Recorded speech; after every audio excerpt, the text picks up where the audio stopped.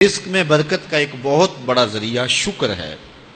ارشاد فرمایا لَإِن شَكَرْتُمْ لَأَزِيدَنَّكُمْ، اگر تم شکر کرو گے وہ تمہیں اور زیادہ عطا کرے گا، اور اگر تم شکر نہیں کرو گے وَلَئِن كَفَرْتُمْ، کفران نعمت کرو گے، إِنَّ عَذَابِي لَشَدِيدٌ، تو پھر میرا عذاب بڑا سخت ہے۔ رزق کے اضافے کا ایک اور بہت بڑا سبب انفاق فی سبیل اللہ ہے۔ اللہ فرماتا ہے جو تم خرچ کرتے ہو تو جو چیز تم نے نکال دی اس کی جگہ اللہ تمہیں اور عطا کر دیتا ہے۔ بعض کا ہمارا یہ ہوتا ہے کہ کوئی آدمی مالی بحران میں آ گیا تو وہ کرتا کیا ہے کہ جو راہ خدا میں دینے کا کھاتا تھا پہلے اسے کلوز کرتا ہے، یہ فلاں مدرسے کو دیتے ہو یہ بھی بند کر دو، یہ مسجد کو دیتے ہو یہ بھی بند کر دو، یہ فلاں غریب کو دیتے ہو یہ بھی بند کرو، حالات ٹائٹ ہو گئے ہیں۔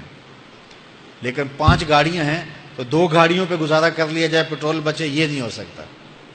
گھر کے لچھن وہی ہیں لیکن بند کہاں سے کیا؟ جہاں سے رزق آنا تھا۔ ہمیں تو یہ حکم دیا ہے جب رزق تنگ ہونے لگے صدقہ دے کے رب سے کاروبار کر لو، صدقے سے تمہارے رزق میں اضافہ ہوگا۔ یہ رب کا وعدہ ہے اور اللہ کے وعدے جھوٹے نہیں ہو سکتے۔ رزق کی برکت کا ایک اور بہت بڑا ذریعہ النکاح ہے۔ فرمایا اگر تم نکاح کرو گے تم فقیر ہو وہ تمہیں غنی کر دے گا۔ لوگ کہتے ہیں بچہ پیروں پہ کھڑا ہو لے تو پھر نکاح کریں گے، اللہ کہتا ہے تم نکاح کرو ہم پیروں پہ کھڑا کر دیں گے۔ ہمارا فلسفہ اپنا ہے، اس کا حکم اپنا ہے۔ وہ کہتا ہے ابھی تو یہ اپنے لیے نہیں کماتا تو جو آئے گی اس کو کہاں سے کھلائے گا؟ میاں جس نے آنا ہے اس نے اپنا رزق لے کے آنا ہے۔ تو بچوں کی شادیاں کرو، اگر وہ جوان ہو گئے رزق نصیب ہوگا۔ اپنے اہل خانہ کو نماز کے حکم دینے سے رزق بڑھتا ہے، کیونکہ جو صبح کا وقت ہوتا ہے یہ رزق کے بٹنے کا وقت ہوتا ہے، اور جس گھر میں صبح کے وقت لوگ سوئے ہوئے ہوتے ہیں وہاں بے برکتیاں ہوتی ہیں۔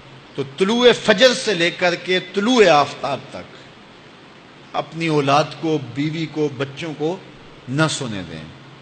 اس وقت رزق بٹنے کے لمحے ہوتے ہیں۔ کثیر دعائیں مانگیں، تلاوت کلام مجید پڑھیں، اور نماز فجر مرد حضرات مسجدوں میں جا کے باجماعت ادا کریں، اور گھروں میں جو ہے وہ بیٹیاں بہنیں مصلے بچھا لیں تو اللہ کی رحمتوں کا نزول ہوگا۔ اب ایک حدیث میں رزق کے اضافے کا ایک اور نسخہ ارشاد کیا گیا۔ میرے حضور نے فرمایا جو شخص یہ چاہتا ہے کہ اس کے رزق میں برکتیں ہوں اور اس کی عمر میں اضافہ ہو تو وہ اپنے رشتہ داروں کے ساتھ سلوک اچھا کرے۔ رشتہ داروں کے ساتھ اگر اچھا سلوک کرو گے تو پھر تمہارے رزق میں برکت ہو۔ غریب ہیں تو ان کی مدد کرو، ان کی بیٹیوں کی شادیاں اپنے ذمے لے لو اگر اللہ نے آپ کو وسعت دی ہے، ان کی پریشانیاں بانٹ لو، ان کا قرضہ ہے تو اتارنے کی کوشش کرو، ان کو مشکلات سے نکالنے کی کوشش کرو۔ تم ان کو مشکلات سے نکالو گے اللہ تمہیں مشکلوں سے نکالے گا۔ تمہارے رزق میں بھی برکتیں ہوگی اور تمہارے مال میں بھی برکتیں ہوں۔ فرمایا بہتر صدقہ وہ ہے جو ناراض غریب رشتہ دار کو دیا جائے۔ اگر وہ پھنس گیا ہے، مجبور ہے، ناراض ہے، تو اس کو اگر دیں گے تمہارا نفس اس میں شامل نہیں ہوگا، تو یہ افضل صدقہ ہے جو ہر صورت میں قبول ہی قبول ہے۔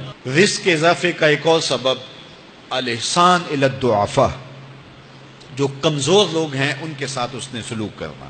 الانفاق علی طلبۃ العلم، طالب علموں پہ خرچ کرنا، یہ بھی رزق میں اضافے کا سبب اور ذریعہ ہے۔ وہ حضرت بابا فرید نے کہا نا 6واں رکن دین کا روٹی ہے۔ گھر میں کچھ نہ ہو تو پھر نہ نماز اور نہ ہی دیگر امور کی لذت آتی ہے، تو یہ رزق فراواں اور وسیع اور مبارک نصیب کر دے اللہ۔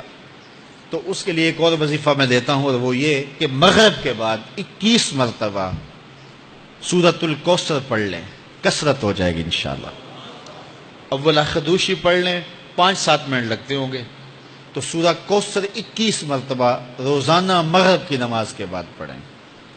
اور اگر بہت زیادہ مسائل ہیں تو ہر نماز کے بعد پڑھ لیں، تو انشاءاللہ آپ دیکھیں گے کہ گھر میں برکتیں اترتی محسوس ہوں گی، انوار کا نزول ہوتے محسوس کریں گے۔ تو یہ وہ رزق کے اسباب ہیں، اگر ہم اختیار کر لیں تو ہم اللہ کی خاص رحمتوں کے حقدار ہوں گے۔ اللہ ہم سب کو رزق حلال، رزق وسیع، رزق سہل، رزق مبارک، رزق فراواں نصیب فرمائے۔